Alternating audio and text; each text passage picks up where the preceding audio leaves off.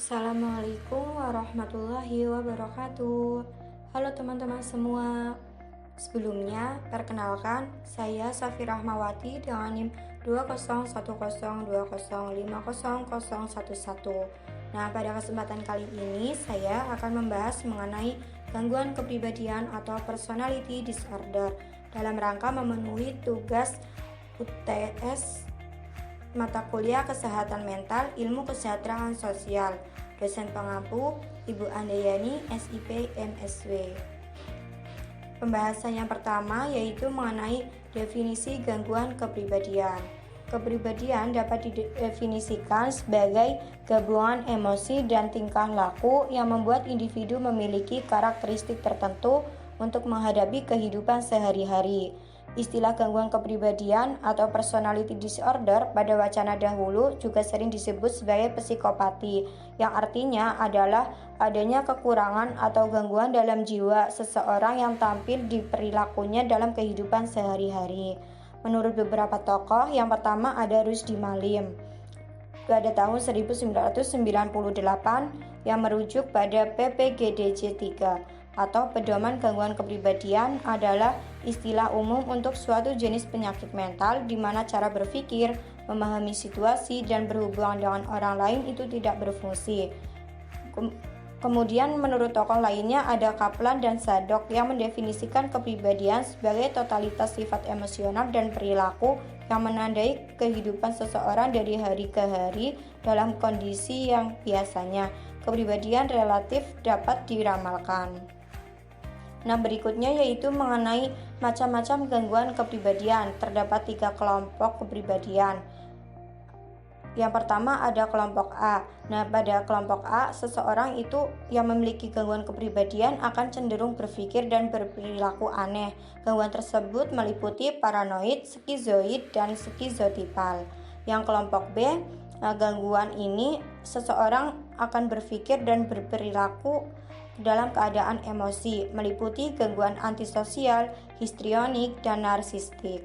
Nah, yang kelompok C, seseorang yang memiliki gangguan kepribadian itu cenderung tampak cemas dan ketakutan, meliputi avoidant, dependent, dan obsesif kompulsif. Kemunculan gangguan kepribadian itu berawal dari distres, yang dilanjutkan pada penekanan perasaan-perasaan tersebut dan berperilaku tertentu seperti orang yang mengalami distres pada umumnya. Kemudian adanya rendahnya fungsi interaksi sosial di lingkungan tempat tinggal dan lingkungan kerja ikut memperburuk kondisi dan suasana emosi dalam cara mendramatisir, menyimpan erat, mengulang, atau mengingat kembali suasana hati atau obsesif dan antisosial. Berikutnya ada gejala intervensi dan terapi psikososial dari gangguan ini. Dari gangguan A atau kelompok A meliputi yang pertama ada gangguan paranoid. Gangguan ini ditandai dengan ketidakpercayaan kepada orang lain dan curiga berlebih bahwa orang di sekitarnya itu memiliki motif jahat.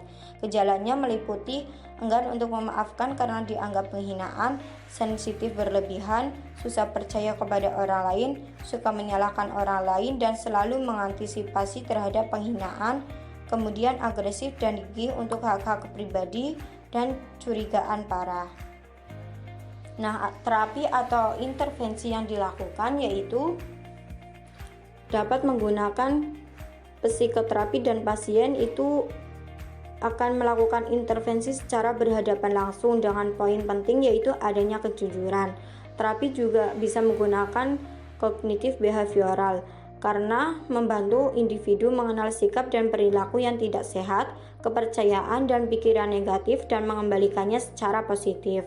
Bisa juga menggunakan obat anti-ansietas seperti diazepam yang berguna dalam menghadapi agitasi dan kecemasan.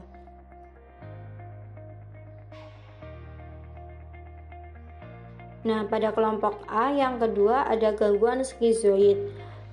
Umumnya gangguan yang memiliki skizoid ini itu menghindari hubungan dengan orang lain. Gejalanya meliputi lemahnya kemampuan interpersonal, kesulitan mengekspresikan kemarahan, dan bahkan menghindari situasi sosial. Kemudian orang ini juga akan rendah gairah seksual, terus tidak merespon pada pujian dan kritikan. Nah, terapi atau intervensi yang dilakukan yaitu melibatkan pasien dalam terapi okupasi dan terapi secara berkelompok. Kemudian terapis akan meningkatkan fungsi klien dalam masyarakat. Terapi juga akan mensupport dalam melakukan bimbingan cara hidup, anjuran untuk mengambil bagian dalam kegiatan sosial dan hubungan antar manusia kepada kliennya. Kemudian bisa menggunakan obat antipsikotik dosis kecil, antidepresan, dan psikotimulan yang telah efektif pada beberapa pasien yang memiliki gangguan skizoid. Gangguan pada kelompok A lainnya ada skizotipal, ditandai dengan cara berpikir yang aneh. Gejalanya meliputi sulit mengikuti pola bicara, perasaan cemas dalam situasi sosial, bertahayul atau sibuk dengan fenomena paranormal, kemudian suka berpikir mengenai kepercayaan aneh atau hal-hal magis, dan orang tersebut juga akan nampak pemalu atau suka menyendiri. Nah, terapi yang dilakukan dalam melakukan psikoterapi, beberapa pasien itu terlibat dalam pemujaan, praktik religius yang aneh, dan okulitis.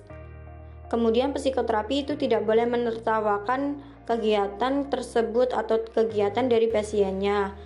Pasien juga akan dilibatkan dalam kegiatan sosial oleh psikoterapi. Nah, kemudian bisa juga melakukan medikasi antipsikotik yang berguna untuk mengatasi gagasan mengenai diri sendiri, waham, dan gejala lain dari gangguan dan dapat digunakan bersama-sama dengan psikoterapi. Yang kelompok B yaitu ada gangguan antisosial. Gangguan ini ditandai oleh kurangnya hati nurani atau kurangnya sikap empati dan simpati kepada orang lain. Gejalanya dapat meliputi mengabaikan perasaan dan keselamatan orang lain, impulsif dan tidak bertanggung jawab dalam mengambil keputusan, kurangnya rasa penyesalan ketika merugikan orang lain, berbohong, mencuri, dan perilaku kriminal lainnya. Nah, dalam antisosial bisa juga menggunakan intervensi atau psikoterapi, yaitu terapis akan membantu klien menyelesaikan masalah dan mengendalikan emosi. Kemudian terapis juga akan meningkatkan perilaku dari tanggung jawab klien. Bisa juga menggunakan obat-obatan untuk menghadapi gejala yang diperkirakan akan timbul seperti kecemasan, penyerangan, dan depresi.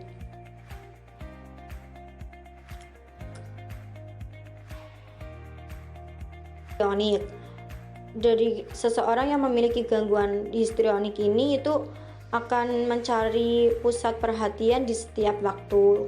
Kemudian gejalanya yaitu adanya kebutuhan menjadi pusat perhatian, kemudian berpakaian atau melakukan tindak provokatif, emosi berubah dengan cepat, terlalu dramatis atau terkadang itu sangat lebay dan mudah dipengaruhi atau gampang dibujuk.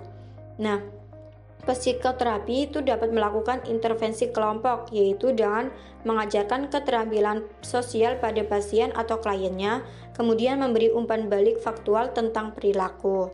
Dapat juga menggunakan obat seperti antidepresan, antipsikotik, dan anti-ansietas.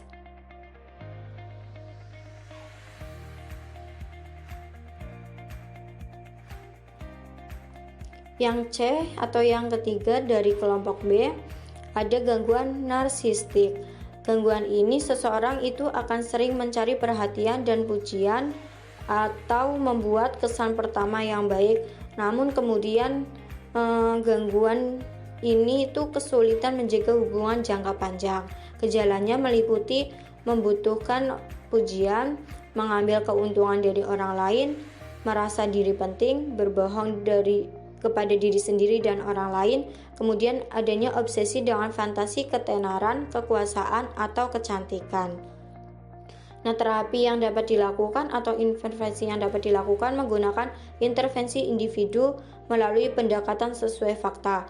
Dalam melakukan terapi yang diperlukan adalah kerjasama dan pasien itu akan diajarkan keterampilan perawatan diri sendiri sesuai dengan kebutuhannya. Nah, terapi juga akan menggunakan pendekatan psikoanalitik untuk mendapatkan perubahan pada diri klien atau pasiennya.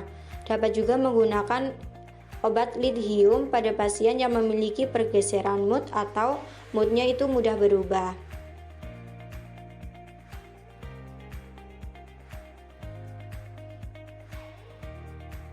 Pada kelompok C, yang pertama ada avoidant atau menghindar.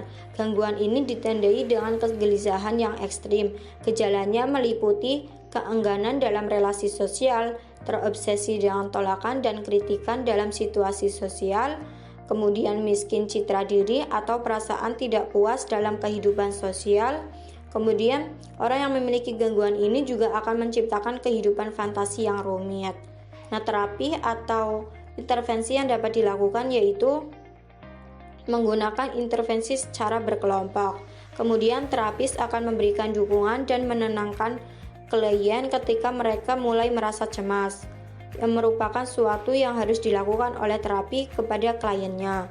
Kemudian terapis juga akan melatih ketegasan dalam bentuk terapi perilaku yang dapat mengajarkan klien atau pasien untuk mengekspresikan kebutuhan mereka secara terbuka dan untuk meningkatkan harga diri mereka. Bisa juga menggunakan obat ternonim untuk menangani kecemasan dan depresi pada diri klien. Nah, gangguan yang ada pada kelompok C, yang kedua ada dependent. Gangguan ini itu ditandai dengan kebutuhan untuk dijaga, sehingga pasien itu selalu bergantung kepada orang lain dan akan merasa takut kehilangan mereka.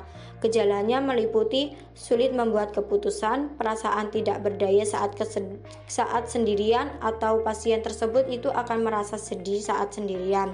Kemudian pasien akan berpikir ingin bunuh diri ketika dia ditalak atau diceraikan. Kemudian pasien akan merasa terpuruk jika dikritik, tidak dapat memenuhi tuntutan hidup sehari-hari. Terapi atau intervensi yang dapat dilakukan dengan terapi kognitif behavior yaitu menciptakan kemandirian klien, melatih ketegasan dan menumbuhkan rasa percaya diri dari diri klien. Zoidazepin dan obat serotonergik untuk mengatasi gejala kecemasan dan depresi. Nah, berikutnya ada obsesif kompulsif. Pada gangguan ini seseorang itu akan terlalu fokus pada keteraturan dan kesempurnaan sehingga dirinya itu akan benar-benar menggunakan kesempurnaannya untuk tampil di depan orang. Nah, gejalanya meliputi mencari kesempurnaan dan disiplin yang berlebihan, suka dengan ketertiban, orangnya kaku, terus kemudian kurang murah hati, terlalu fokus pada kedetailan dan aturan, suka bekerja keras yang berlebihan. Nah, intervensi yang dapat dilakukan yaitu menggunakan terapi behavioral yang dapat digunakan untuk menurunkan perilaku obsesif kompulsif seseorang. Dalam proses terapi yang dilakukan, klien itu diminta untuk mengubah jadwal perilaku kebiasaannya.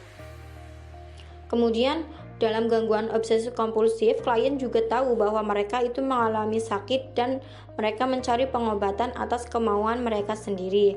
Terapi yang dilakukan juga bisa dengan asosiasi bebas, atau artinya terapis itu tidak terlalu mengarahkan kepada kliennya sehingga sangat dihargai kliennya. Kemudian intervensi juga dapat dilakukan menggunakan obat clonazepam untuk menurunkan gangguan kepribadian obsesif kompulsif parah.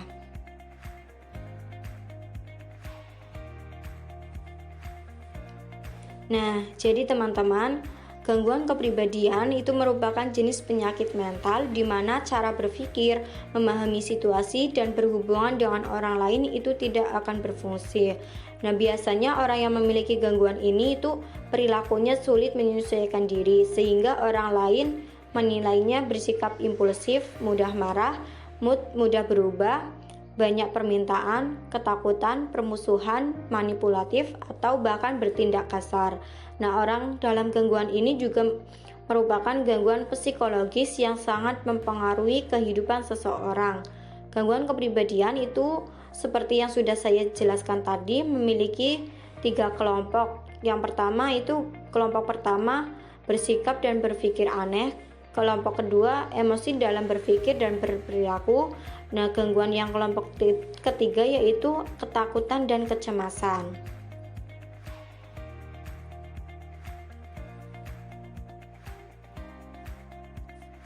Namun dari berbagai bentuk gangguan kepribadian tadi itu bisa dilakukan intervensi atau pengobatan, sehingga seiring dengan berjalannya waktu gangguan-gangguan kepribadian tadi itu bisa diminimalisir atau bahkan bisa memunculkan kesejahteraan sosial dari penderita gangguan kepribadian tadi, sehingga kehidupannya sehari-hari orang tersebut akan normal kembali.